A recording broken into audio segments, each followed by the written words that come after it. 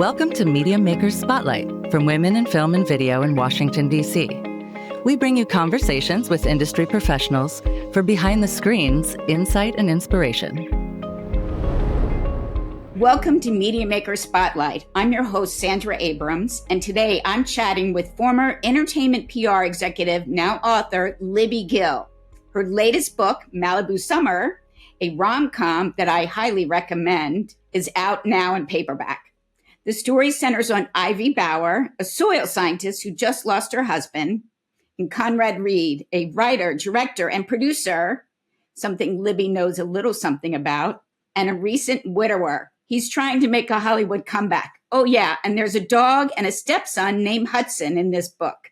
This is Libby's first book of fiction after many years on the corporate track. She's a former head of communications at Sony, Universal, and Turner Broadcasting. And I happen to work at CNN Financial News, so we'll chat about that. An award-winning author of 6 nonfiction books. She's also a corporate leadership expert, an internationally known speaker, and she has delivered keynote addresses in 4 continents and 47 states. She's appeared on the CBS Early Morning Show, CNN, The Today Show, and NPR. So we're very lucky she has agreed to be on our podcast, Media Maker Spotlight. But the truth is, Libby has a special connection to our organization. She and Connie St. John used to work together, and we all know Connie as the recent president of Women in Film and Video. The two have known each other for many years. In fact, for anyone who reads the book, you'll see in the acknowledgement section, she thanks Connie. So Libby has contributed to Connie's success, and in turn, you have contributed to the success of Women in Film and Video. So thank you, Libby. Thank you for having me, Sandra. And congratulations on the book, Malibu Summer. So Thank very you. exciting. Now, I wanted to talk to you. I know we're going to talk about the book, but you just recently did a presentation to Women in Film and Video in July, and it was very inspiring. And one of the things that you mentioned, that you had worked at Norman Lear Production. And we've had several people who are members who have also worked there, and we've had other people who have come through. And I wanted to ask you if there's any special memory from working at Norman Lear Productions and what impact that had on your career. I worked at what was, I think, Norman's last company. I didn't work closely with him. He was a little older than I was. It was Embassy Communications. But what I do remember is seeing him on the lot, particularly when he had a show in production. He would stop and talk to everyone. Didn't matter if it was the guy at the guard gate or a senior executive. He just had this warmth and graciousness about him that was so genuine, and I'll never forget that. That makes a big difference when the head of the company is coming in and talking to everybody. That's a great to know. And also there was a sense that he treated everybody as equals. There was no pecking order in the way he treated folks. And that was really refreshing, as I came to learn, not necessarily the norm in the entertainment world, but that's how I started out with setting that bar very high. Well, that I'm sure made a difference, because one of the things that in looking at your career, so you were climbing the corporate ladder, you worked at Sony, Worldwide TV Group, you were the head of PR at Turner, and you were at Universal. So it sounds very heady and very glamorous and traveling, but was it? Yeah, I don't know about glamorous. There was definitely some travel involved, but it's a business, as you well know, and everybody in Women in Film and Video knows that it's a business first. You got to work hard. You've got to prove yourself. You've got to be a good communicator. You've got to step up. But there were certainly some fun perks, getting to go to a studio premiere with the red carpet and that kind of thing. Once in a while I would ride on the private jet. Occasionally you got those moments that you thought, oh, this is what Hollywood is supposed to be. But they were few and very far between. Well, here you were on the corporate ladder. You had these very big titles, but there was also corporate mergers, corporate egos, and corporate culture to deal with. So what do you think you attribute your success in order to survive situations like that? How would you say, I did this, I felt like this was the right thing? Because there is a lot going on, in that type of situation. Right. Well, that first company, and I was an assistant, and then I worked my way up a couple of steps. And then the company was acquired by Columbia Pictures. and then by Coca-Cola, and then by Sony, all in that first span of my career. And what I learned is you really have two choices in those situations, and in many similar ones, is you can kind of just dive under your desk and wait it out in fear and trepidation, or just in sort of status, or you can raise your hand. And I thought, I'm just going to raise my hand and figure it out. So I thought, if I'm a good leader, I'm willing to step up, take the blame, share the credit. I would learn from other people around me and just take a chance. There was always somebody that knew more than I did. So being willing to say, hey, could you explain this to me? Or you have more experience here than I do. And to me, that's really what it took. That, and being a person who cared more about my people. Maybe I shouldn't admit this, but more about my people than the corporation at times. They were the most important thing, Connie being among them. Right. Well, you met Connie, was that at Turner? Where exactly did you meet Connie? She came on as a temp for us in special events, filling in for someone who was ill. And I thought, this young woman is so good, I'm going to find her a job, and found her a job within the team at Sony Television. And pretty soon she was like, I'm not sure this is a fit. And I said, no, let's create a job for you. I didn't want her going anywhere. And then later I moved on to Turner Broadcasting, but then I moved to Universal. And then I left and started my own executive coaching business, and was recruited. I was the first person brought in as an outside consultant to work on the Dr. Phil show. And by then I knew the Harpo folks, Oprah's production people, because Dr. Phil was a spinoff of the Oprah show. And when they had an opening there, I said, Connie, you're perfect for that. But I did forget Sandra. She worked with me at Turner as well. She was in Atlanta. So 3 different companies. I just couldn't let her go. She was just too good. Well, I was working at CNN Financial News, but I was in the New York office. And so we only met Ted Turner once, but he was such a force that I do remember that one time when he came in to speak to our team. And then I was like, wow, he was very impressive what he had accomplished. He was. And he was another one of those people, as big as he was and had kind of that, Montana cowboy kind of vibe. You knew his name was on the door. It was a very respectful company where people treated each other with a sort of a gentlemanly, a gentlewomanly sort of feel. I mean, there was a real sense of respect, and it was global. I ran the LA office, then there was a New York office, a Hong Kong office, a London office, and there was a lot of scope, but there was a lot of humility at that organization. And Connie, I hired her, and she was in Atlanta, and she ran the syndication PR side of the company, working on the talk shows and some of the other projects there. Speaking of talk shows, let's get back to Dr. Phil. And what exactly did you do for Dr. Phil? And what was that like? Can you take us behind the scenes? Sure. Dr. Phil was on Oprah. I mean, some people don't know the backstory, but when Oprah did a mad cow disease show and was sued by the Cattlemen's Association, looked like it was going to be a long-term suit. Right. I remember that. Mm-hmm. Yeah, I remember that scene. She moved her show down to Abilene, Texas, where the trial was taking place. Dr. Phil at the time owned a jury consulting organization company. And he was her jury consultant. And she thought he was such a colorful figure. She, a couple of years later, put him on the show, and he was on every Tuesday. And the ratings just zoomed. He had such a big personality, and then eventually spun off into his own show and needed his own PR team and his own person to help put him on the map aside from Oprah. Because if you were not an Oprah watcher, and many of us were, but not everyone, we needed to introduce him to the world. And in fact, that was the launch, the media launch, the PR launch for the Dr. Phil show was the biggest launch in terms of ratings in television history in daytime after Oprah itself. So my team and I did a very good job of making him known to the world. And, you know the story from there. I used to work when I initially got into this business as a television research analyst, writing those marketing proposals. Right. So I understood all the rating and shares and homes using televisions, people viewing televisions.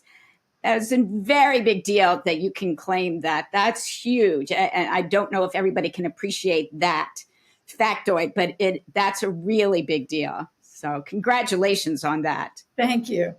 Now you left, and I thought, I'm reading your career. You left and you went into the corporate world and you've written 6 nonfiction award-winning books. I just thought that takes a lot of courage to do that. Where did that come from for you to say, okay, I'm going to jump and do this? Well, I decided after those years working at the 3 studios, what I loved the most was building young people into superstar leaders. I ran the gamut of television from Married with Children to Dr. Phil. And I finally thought, okay, I think I've done it. I didn't want to work on the film side. That was not for me, and at least in terms of public relations, because it all depends on that opening weekend. And I thought, I'm going to do what I really love, and that's helping people climb that ladder. And I started by coaching. Coaching was a new field then. It was kind of life coaching back then. And then it took on much greater heft as more organizations hired coaches. And I started coaching people who wanted to get into entertainment, sometimes who wanted to get out and create a career for themselves. And then it just took off from there. And I ended up coaching, I don't know, half of the Fortune 500 companies and also keynote speaking. That's fantastic. Mm-hmm. Yeah, and that's saying something. Mm-hmm. It was a lot of fun. I worked with a lot of women, not exclusively, but I'd say about 70%, because typically your client has what they call chemistry meetings. They'll meet 2 or 3 different coaches to see who's a fit. Oh, that's interesting. I hadn't heard that. Oh, okay. Yeah. All right. So they meet 2 or 3 people. I like you. I don't like you. They just kind of see what your background and what your vibe is. Mm-hmm. If you feel like they can trust you, and often if you have relevant experience to what they've gone through. And it doesn't have to be the same industry. For me, it was always about leadership, performance, communication, team structure, all of those kinds of things. And so I had a pretty good track record of working with big clients as well as entrepreneurs. And then along the way, picked up people who wanted to do what I did as a speaker, who wanted to write books. So I worked with a lot of creative people as well, which of course was great fun. Speaking of creatives, one of the things that you did mention when you did your presentation at WIF was that you had sold some pilots. And I thought, here, you've written this fiction book. So is there a difference or any similarities between writing a pilot and writing your first rom-com fiction book? My pilots were reality television, so there was no script. There was a pitch, there was a template, there were possible episodes. And then much earlier on, I had written a couple of screenplays. One got optioned, but it didn't go anywhere. But I always knew there was a creative side of me that I wanted to come out. But by then I was married with kids and a mortgage and, all of those good things that a lot of creative people have to bump up against the reality of how do I have a living and make my art at the same time? Or how do I build a sequence that it can come into play at some point in my life and career? Yes, reality hits in. I think that's one of the reasons why I think, I read this book. I think this will make a great movie. But I have to pay the mortgage. No, I think everyone can relate to that part. Yeah. So when it came to Malibu Summer, which I thought was adorable and the characters were great, I heard, or did you say you started writing it during the pandemic? Is that? Yeah, I had started even earlier than that, knowing that, when I always said in my head, when I reach 60, I'm going to write that novel. And I didn't know what it was at the time. But I wanted to write about the television industry because, why not? I knew it. And it's just so rich with comedy and craziness and all of those fun elements. And so I started writing a few years ago, but not very, I wouldn't say not seriously, because I was serious, but I didn't have the time to devote to it. And after I'd started, I just put it away. I wrote 2 more nonfiction books, which really drove my business. That's how I got speaking engagements. That's how I got coaching clients. So that was relevant, whereas a novel did not fit into the marketing plan at all. But during the pandemic, my speaking calendar, because I did a lot of keynote speaking, traveled the country, spoke on a number of different countries. Yeah, I said in the intro, it was 47 states. I missed 4 continents, 47 states. That's a lot. Right. But suddenly no speaking engagements. They were all gone. And it took a while for the virtual engagements to come online. And those, of course, took an hour, maybe 2 hours, but you weren't on the road. You weren't traveling. So I thought this may be an ideal time. I'll just dust off that novel and get started again. And I had a writing group for a long time, a little group that started out of a class at UCLA Extension, way back. And I called one of the fellows who was a great writer and said, hey, let's start up again. And we did. And it's been on Zoom because I moved to Oregon from LA. And we now meet every Thursday morning. So we met today. But that really helped me accelerate the writing, give me great notes, and also that sense of accountability. You show up, you're going to have some pages because you want those great critiques from your writing partners. So that got me really going. I finished my novel. I was the last one of our group to finish, but the first one to publish. So it was a great boost of confidence. Congrats on that. That's awesome. That's great. So, but it was an overnight success, 30 years in the making, basically. That's true. So how did you decide, okay, Ivy's going to be a soil scientist and she's going to be inventing this product, yet I would imagine that's not really your area of expertise. So were you like in the writing process and then you said, I want to follow this path? Like, how did you navigate that? At what point did you all right, I have to stop writing and find out about soil scientists? Yeah, there was some crazy, it was like, who would fit completely up against the entertainment industry in the weirdest way? Who would be the biggest fish out of water? Right. That's what I thought. I thought, oh my gosh, this is something I've never heard of, a soil scientist being, a romantic lead in a novel. And I just thought that was great. So I'm not exactly sure where it came from. A soil scientist is actually called an edaphologist, by the way. And there are two branches of soil science. That was hers, was how the soil interacts with plants as opposed to categorizing soil, which is a different thing, the composition. So I had moved to Oregon with my husband. He retired. We moved to Southern Oregon, bought this great historic home, and I had a garden backyard all of a sudden instead of like a nice brick deck. So I took it was the tail end of COVID. I took a class at Oregon State University online in horticulture, both for me and for the book.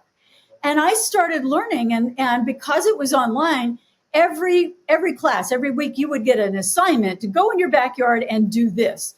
So I learned how to do a soil composition test. I know what my soil is made of, to do a pH test, to prevent diseases, all of those kinds of things. And the more I was learning, the more found its way into the book. And I'd heard about a product similar to my HydroHole, the organic irrigation solution.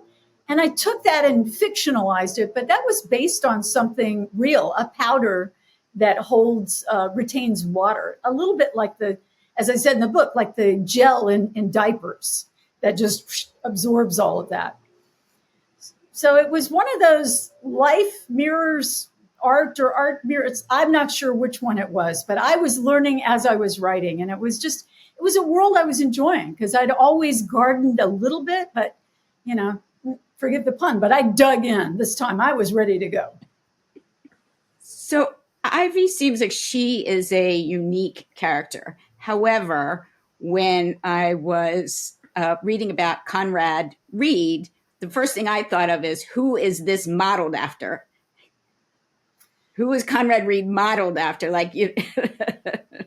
I would say he was a composite of a lot of people that I saw in Hollywood, probably more of the film producer stereotype, that kind of glib, slightly cynical guy who had a good heart underneath all of that and wanted to do something good. I worked with a lot of writers on sitcoms and, things that didn't make it, things that might have, it's not like, even Norman Lear said, you don't win every time at bat.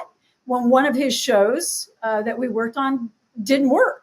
And it was a good try and an interesting idea, but just didn't work with the audience. And so here's Conrad as one of those guys who has a success in this world of, I kind of thought about Aaron Spelling, that kind of titillating cops and robbers, or Michael Mann, Miami Vice kind of thing, which was not necessarily what he wanted to do, but he got locked into that and he was successful at it. And there's a great line in producer Julia Phillips' book, You'll Never Eat Lunch in This Town Again, where she says, be careful what you first succeed at, because that's where you're going to stay. And that had been true for me in PR. Try as I did I want to get out on the creative side. I was good at what I did, so I was stuck there for a while. And I learned a lot, and it was a good experience. But I found it, you got pigeonholed pretty easily. And that's what I thought about with Conrad. He was stuck doing this when he wanted to do something with real wit and charm and depth. And it took him till the end of the book before he got even close to doing anything like that. I like that part where you're saying it's a composite, because that's what I was going through. It was like, who would be this person? Like Ivy, I couldn't picture, but I was trying to picture who would be, if you were to do something with, the handsome and sexy part, of course, is my very own husband. So that's, but in my head, he looked like Brad Pitt, because why not? Absolutely. Why not? Now, so you wrote this book. What did you say? Okay, I'm done. You said you were the first one to publish in your group. How did that come about? Because that's one of the things that people talk about. That's so hard to get published. Yes, it is. And I'm not sure I even recognized how much luck and timing, just plain old good fortune. Not that I can write, but there's definitely an element of luck and timing, because I queried a handful of agents. You write that query letter that summarizes your book, catchy hook and all of those things, a little about your own background. The agent that I finally landed was really liked the fact that I had a real television background, and that so much of that rang true. And that was a selling point when she pitched it. She signed me and then went out to, I think, about a dozen publishing houses or imprints. And some, of course, passed. And then Penguin Random House, Pamela Dorman, who is a huge women's fiction editor. She's done all the Bridget Jones books. She's Secret Life of Bees. I mean, many huge successes. So I was just aghast, just so surprised and delighted when they decided to go forward with my book. Can you talk about what happens in these discussions? Is the discussion about maybe this could be a film, a TV series, something with a streaming service? Is that in the beginning when you're working with the publisher? Does it come afterwards? And anything like that you can explain? Because people may not always, they probably think, oh, well, they were talking about film rights before the book was even published. Like, what can you tell us about that type of scenario? What's the reality there? Well, you negotiate the rights with traditional publishing. With self-publishing, obviously, you own everything. But I maintain, along with my agent, I have the film and television rights. So the publisher does not own them. So I can sell, option, assign those rights, not the publisher.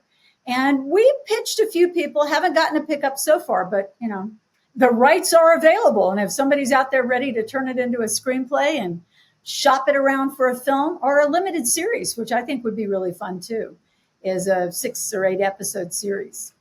That would be amazing. What's the one thing you have learned, though, about yourself in all these career switches? All right, I've gone and done this. Now I'm doing this. Now I'm doing that. And I just think, wow, you're so courageous in doing that. But what have you learned in doing it? I think what I have learned is tenacity is my superpower. I don't know if I'm the most talented, the youngest, the smartest, the anythingist, but I am certainly tenacious. So I will keep trying things. And even if it feels like a long shot. And when I mentioned years ago that I was going to write a novel, people were like, what a waste of time. And with my Really? Yeah, it was Wow. like, that's a lot of work for something that's a business where you don't make a lot of money, where your odds of even getting it published are so slim. But I remember when I wrote my very first nonfiction book, and I was still at Universal. In fact, I got called into the boss's office to explain why I was writing a book and how I could do that, with the assumption that, well, by then Barry Diller had bought the television business from Universal and created his own company. And I had gone with that side. I was not under contract because there was this new entity. I just hadn't signed anything, which I was very grateful not to be pressured into. And so when my boss found out, and then all the way up to Barry Diller, found out that I was writing a book, it came back down to, all the way down the pipeline. And then I was called to New York to have a meeting about it with my boss's boss. Well, you can't do this. And you need to show us your calendar of your writing schedule. I said, wait a minute. Do you ask everybody that's got some sort of side project that's in no way a conflict for a calendar? I don't think so. And so they finally said, choose between the company and your book. And I chose the book. And again, something was smiling on me because they gave me a 6-month consulting deal, which gave me a little runway for my exit. And that's when I started writing. But that's when I began to learn about the process. So I think just good old fashioned hard work, tenacity, and just thinking, I'm just really not going to give up. And, I'm not a trust fund kid. I had nothing to fall back on. So it makes you work hard. It makes you really be very practical and thoughtful, which is why I didn't start my career writing novels. I just couldn't afford to do it. It didn't make any sense. And then as my executive career got more demanding, I had less and less time to do that, but it didn't go away. It just stuck in my brain as a someday. And, sometimes I think people lose sight of what they wanted to do as a kid or what their first love was. And they stop painting or making music or swimming or who knows what it is. But I think if you go back to those childhood dreams and think about, is this the time? And you either find or make the time, then it can bring you a great deal of joy. If you do all this and the whole thing crashes and burns, will you have been glad you did it? And if they say no, then I say, well, then don't open a business. Don't start that endeavor. If you're not comfortable with the failure or the potential for failure, don't take the risk.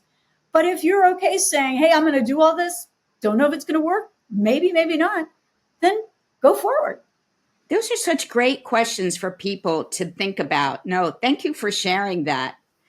I wanted to touch on your book club guide and tell us about that and what impact will that have on if people read the book? Why should they look at that? Well, what is so much fun is to get out with readers that have, for the most part, have already read your book. So I zoom into book clubs like this, or I meet with local kind of book clubs in my Southern Oregon, Central Oregon area. Anytime I get an email or a call from somebody saying, hey, my book club is, yes, I'm there. And it's really fun because then you get people's perspectives. They'll tell you what they like. They'll tell you what they didn't like. I just went to a local library that I met the librarian a year ago. And she said, well, we book our romance book club a year out, but how about next summer? And I thought, I'm never going to hear from her again. I did their romance club last week. I went and visited with them, and it was so much fun. They had the room decked out like a beach party, serving popsicles and Italian sodas. It was just adorable. And so that's really fun. And then having a book club guide that somebody can use for the questions and guide their club through that experience, it's really fun. It just gives them a starting point. Not everybody needs it, but a lot of people really enjoy being. I'm the moderator of this session, and we're going to talk about these things, and they've got a starting point. So that's a lot of fun. What are you writing now, or what's next on coming up? Oh, I am more than halfway through a book about an 80s talk show, something I have a lot of, well, I was more in the 90s, but kind of the height of that, shall I say, trashy, maybe provocative talk show, controversial talk shows. And it's about a young Jesse Raphael type of. Yeah, I worked on all of those. I worked on Sally Jesse, Maury Povich, Jerry Springer, Ricky Lake. I worked on all of those shows way before Dr. Phil. And so this is about that era with a young, idealistic producer that wants to make TV for human good. And then she finds herself newly named as the EP of this show. And oh my gosh, what do I do now? And it's really fun. I use a lot of stories that are the real thing from my experience. I name no names, of course, but it's really fun drawing on some of those crazy stories. That sounds fantastic. And I'm looking forward to reading that. Well, we have been chatting with Libby Gill. Her book is Malibu Summer. It's fun read. You got it. And think about if it gets turned into a movie or a series, who would you want? She mentioned Brad Pitt that she likes. So I'm all for that. Well, he's a little too old for the role now. As I learned immediately with my editors, make him younger, her a little older. Their ages have to be a little closer together, and he can't be too old. So my initial idea of a producer aging out of Hollywood was nixed. So he's a mid 40s, early 40s kind of guy. So I don't know. I mean, there are lots of people I think could be great in both of those roles. Well, you heard it here, folks. So look forward to that somewhere down the line. All right. So to learn more about Libby, go to www.libbygill.com. And you can also go to www.libbygillbooks.com. Is there any social media sites that people should look for or Sure. that you want to promote? I would love if they jump on my Instagram, LibbyGill_co. I'm on Facebook. I'm on TikTok. Or just email me if you have a question, particularly about, the creative life at Libby@LibbyGill.com. I love to hear from people. You heard it here, folks. Reach out to Libby and she'd be happy to answer your questions.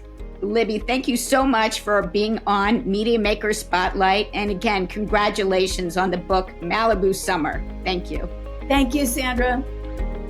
Thanks for listening to Media Maker Spotlight from Women in Film and Video. To learn more about WIF, visit F as in Frank, V as in Victor.org. This podcast is created by Sandra Abrams, Candace Block, Brandon Ferry, Tara Jabari, and Jerry Reinhardt, and edited by Michelle Kim and Inez Perez, with audio production and mix by Steve Lack Audio. Subscribe to continue learning from more amazing media makers. Please visit MediaMakerSpotlight.com for more information.